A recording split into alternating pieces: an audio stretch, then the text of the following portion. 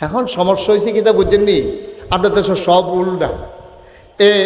এই দেখবেন দানায় ভরা, দানা এই ফলটার মতো এত দানাওয়ালা ফল নাই, এটারে নাম দিছে বেদানা। দানা বিলে নাই, বেদানা মানে কি দানা নাই, বে মানি নাই, দানা মানি দানা।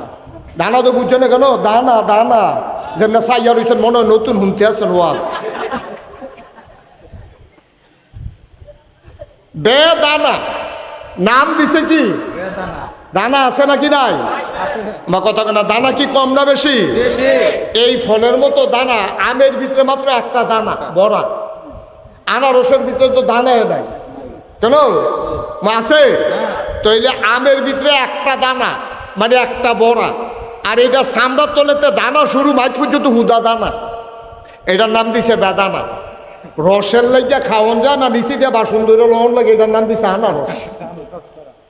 সুন্নতের লগে দেহা নাই, নাম দিছে সুন্নি, ঠিক কিনা কর? গজবে ধরছে, আমরা গজবে ধরছে।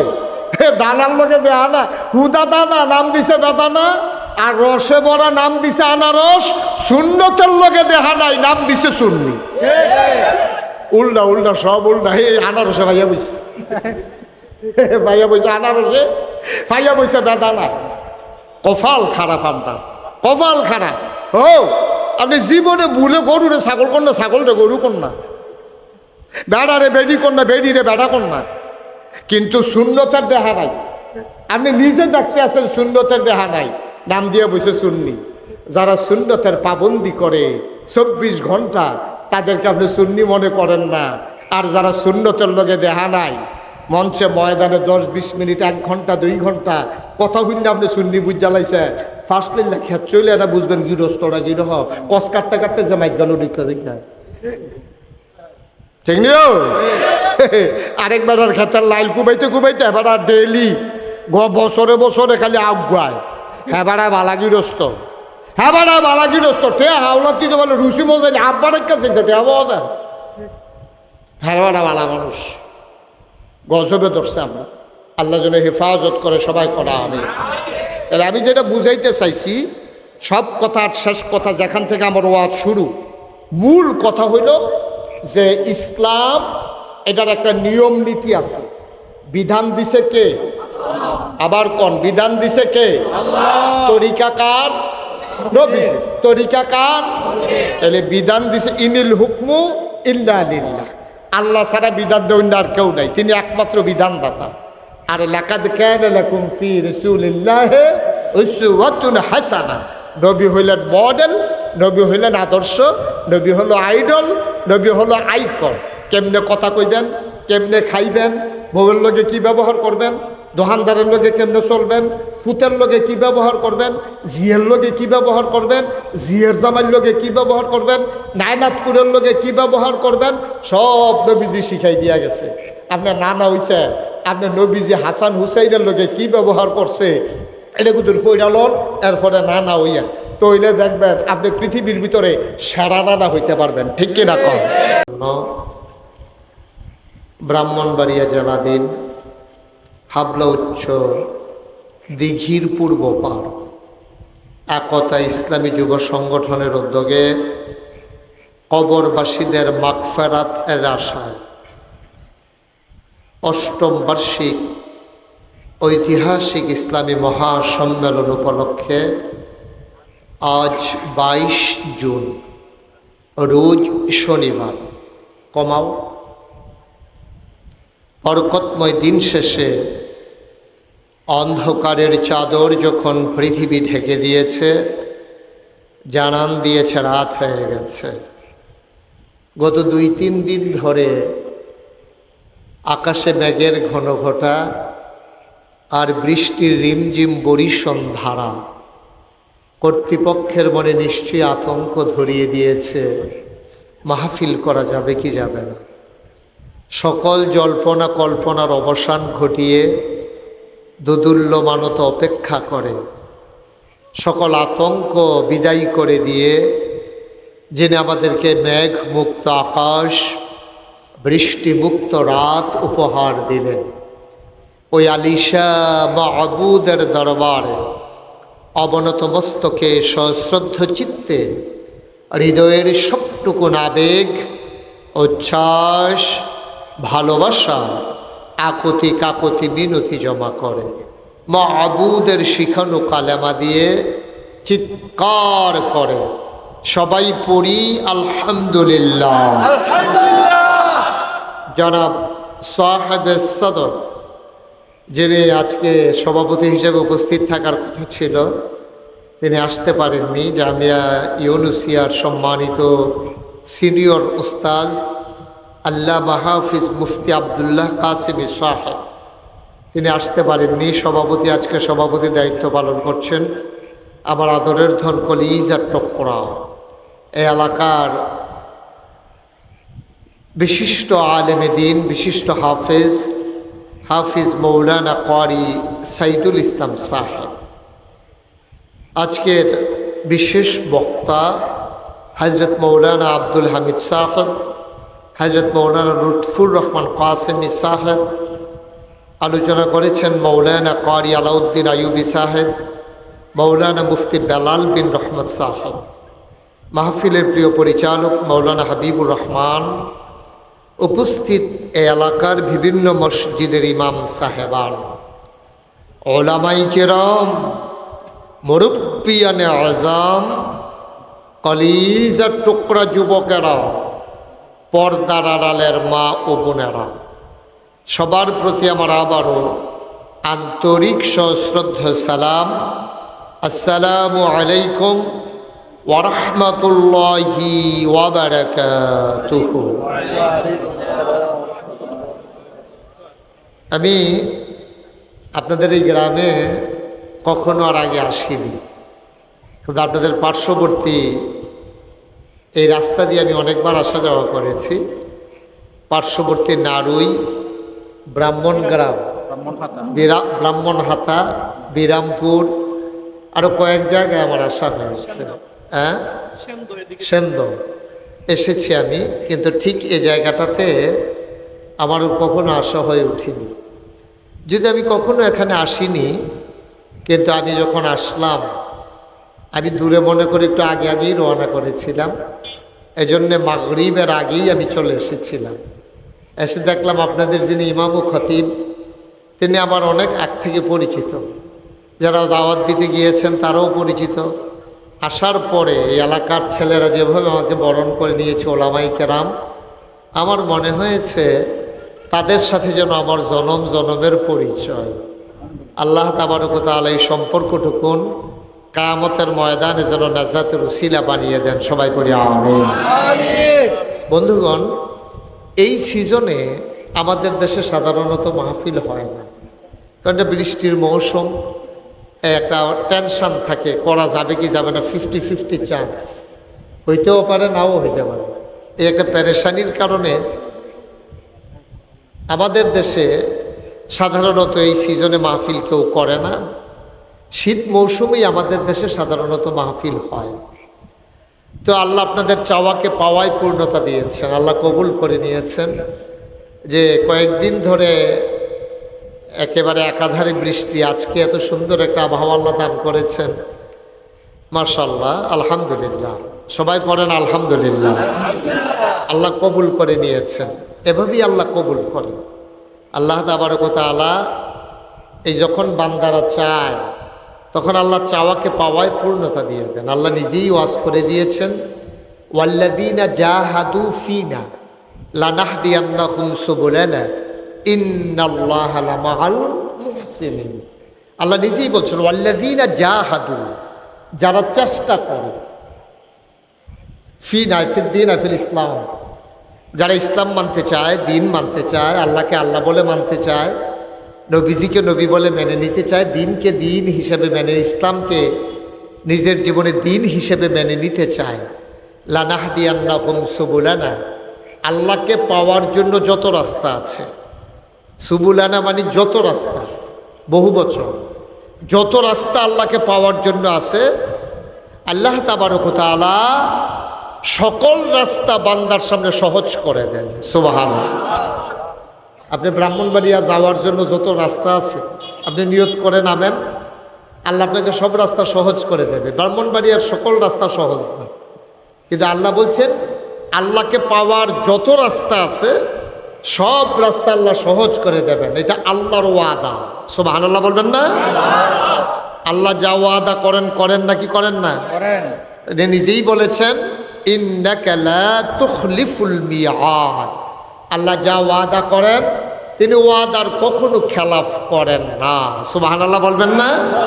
ওয়াদার খেলাফ করা আল্লাহর জন্য শোভাও পায় না। এ আল্লাহ তাবারক ওয়া তাআলা চাইতে হবে তার কাছে। তাহলে আমরা চাইবো কার কাছে? এটা আল্লাহর ওয়াদা, উদউনি আস্তাজিব লাকুম। বান্দা তুমি আমার কাছে চাও, আমি চাওয়াকে পাওয়ায় পূর্ণতা দিয়ে দেব। তুমি দোয়া করো, আমি কবুল করে নেব। তুমি ডাকো, আমি ডাকের জবাব দিয়ে দেব। সুবহানাল্লাহ বলবেন না? এই কথা কি মুশতাক ফয়েজির না আল্লাহ? আল্লাহর কথা ঠিক আছে তো বিশ্বাস করি তো আমরা, কিন্তু আমরা চাইতেও জানি না। এমন বোকা আমরা চাইতেও জানি না। আমরা গিয়ে মাজারে চাই, পীরের কাছে চাই, তারপরে বিভিন্ন জায়গায় নেতার কাছে চাই।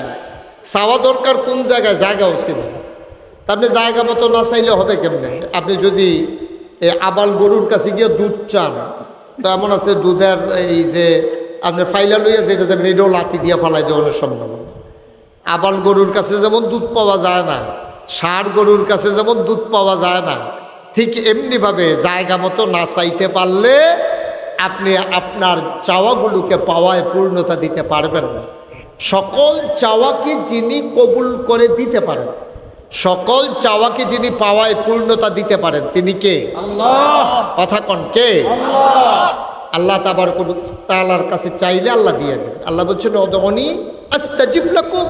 বান্দা তুমি আমার কাছে চাও, চাইলে শুধু দেব তা না। কোরআনুল কারীমে 30 পারায় সূরা বুরুজের শেষ অংশে আল্লাহ আরো সুন্দর করে ওয়াজ করে দিয়েছেন ফাআলুল লিমা ইউরিদ। আল্লাহর যা মন চায় তিনি ওই কাজটাকে বেশি বেশি করে দেন। সুবহানাল্লাহ বলবেন না? বেশি বেশি করে দেন। আপনি চাইছেন 1 টাকা দিয়ে দেবে 10 টাকা।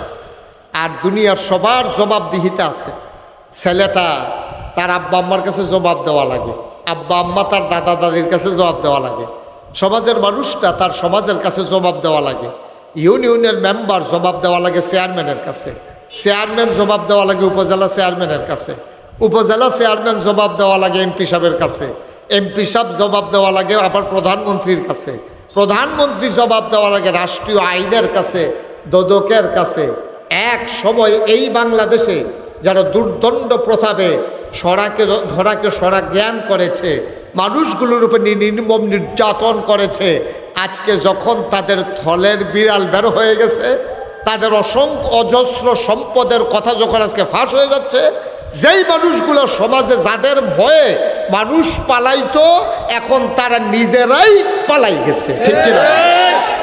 দেখছেন কি সুন্দর পৃথিবী? দেখছেন যেই মানুষটা যায়, যেই মানুষটা ভয় দেখাইতো, থানায় গেলে পিটাইতো, ভয় দেখাইতো, এমন শক্ত শক্ত কথা বলছে, কয় যে যদি মাটির নিচেও লুকাই থাকে ওইখান থেকে নাকি লুক খুঁজা বের করে নিয়ে আসবে। তো উনি সেই লোকটা এত শক্ত কথা কইছে, এই লোকটারই এখন খুঁজা পাওয়া যাইতেছে না। আজব কারবার দেখছেন?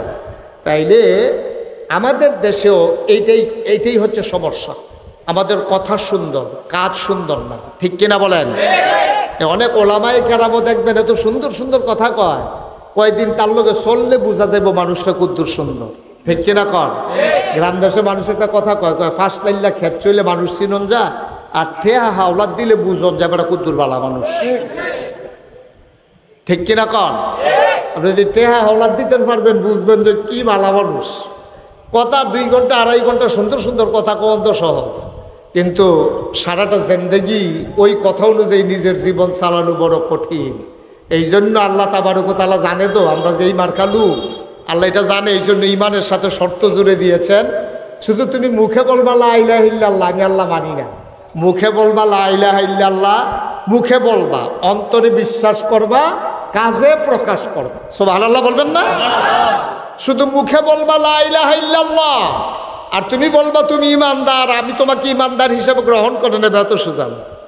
মুখেও বলতে হবে, অন্তরে বিশ্বাস করতে হবে, কাজে প্রকাশ ঘটাইতে হবে। আপনি যখন বলছেন লা ইলাহা ইল্লাল্লাহ, দেখেন খুব খেয়াল করেন, সূক্ষ্ম কথা, কলমার ভিতরে দুইটা অংশ। আমরা যেই কলমা পরে মুসলমান হইছি এটার ভিতরে অংশ কয়টা? একটা হইল লা ইলাহা, এরপরে হইল ইল্লাল্লাহ। প্রথম অংশ হইল লা ইলাহা, এরপরে হইল ইল্লাল্লাহ। মানে কি?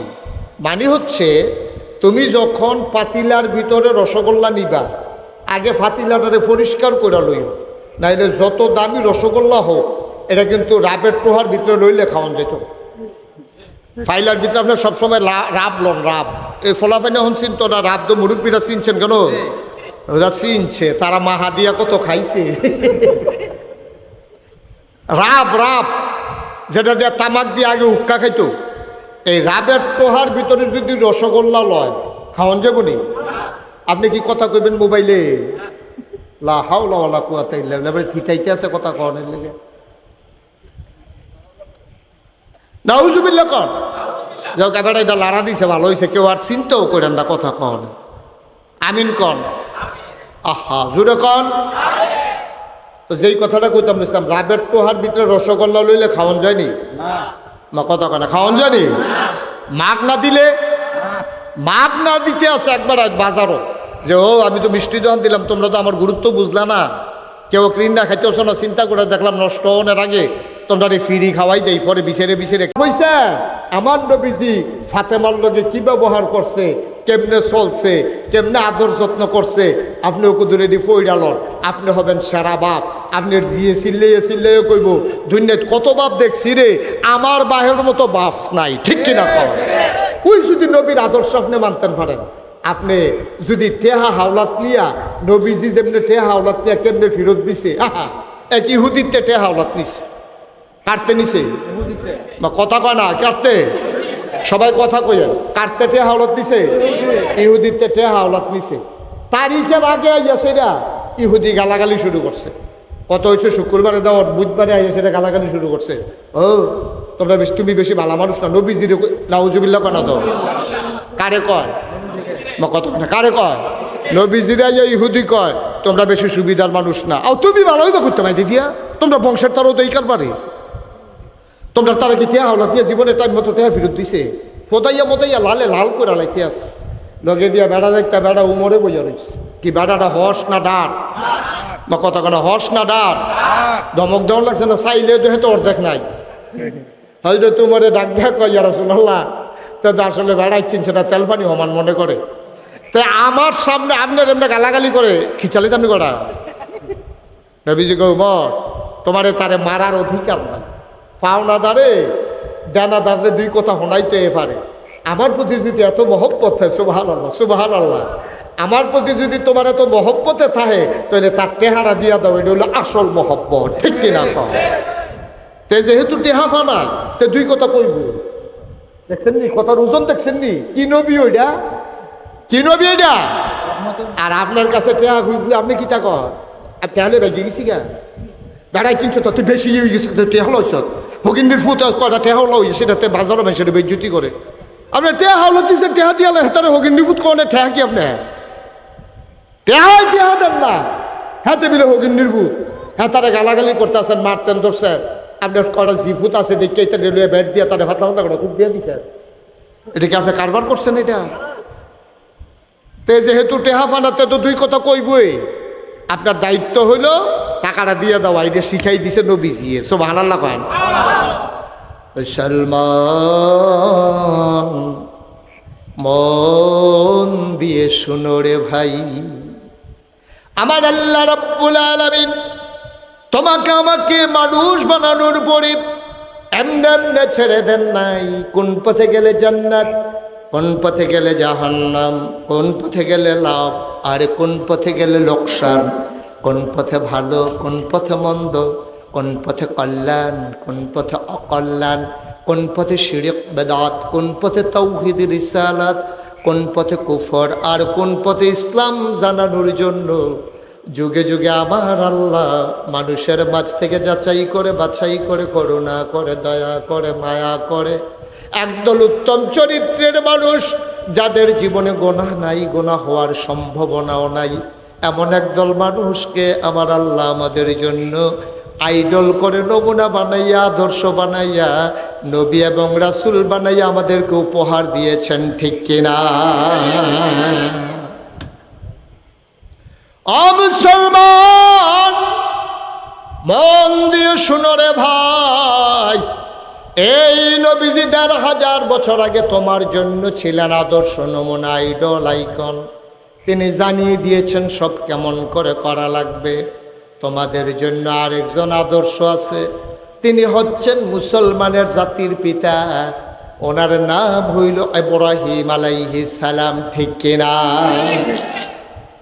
নবীজি কোরআনুল কারীমে বারবার ইব্রাহিম আলাইহিস সালামের সুন্নাহর উপরে, তার জীবন চরিত্রের উপরে, তার আদর্শের উপরে চলার জন্য উম্মতে মুহাম্মদীকে বারবার ডেকেছেন। কারণ তিনি হচ্ছেন আমাদের জাতির পিতা। তিনি আমাদের কি জাতির পিতা? এমনি এমনি হয় নাই তো, এমনি এমনি হয় নাই তো। ওনার থেকে আল্লাহ অনেকগুলো পরীক্ষা নিছে। পরীক্ষা নেওয়ার পরে সবগুলা পরীক্ষায় যখন পাশ করছে, আল্লাহ একদিন ডাক দিয়া কয়, ইব্রাহিম, কয় জি আল্লাহ, কয় তুমি তো অনেকগুলো পরীক্ষায় পাশ করছো, তোমার একটা সার্টিফিকেট দিতে চাই, পুরস্কার দিতে চাই। ইব্রাহিম আলাইহিস সালাম কয়, আল্লাহ, আমি কি পুরস্কারের আশায় একটা পরীক্ষাও দিছিলাম? কয় তুমি তো পুরস্কারের আশায় দাও নাই, কেন দিছিলা? আল্লাহ আপনার খুশির জন্য। আপনি কি খুশি হয়েছেন? আল্লাহ কয় হ্যাঁ, খুশি হইয়া আমি তোমার একটা পুরস্কার দিতে চাই।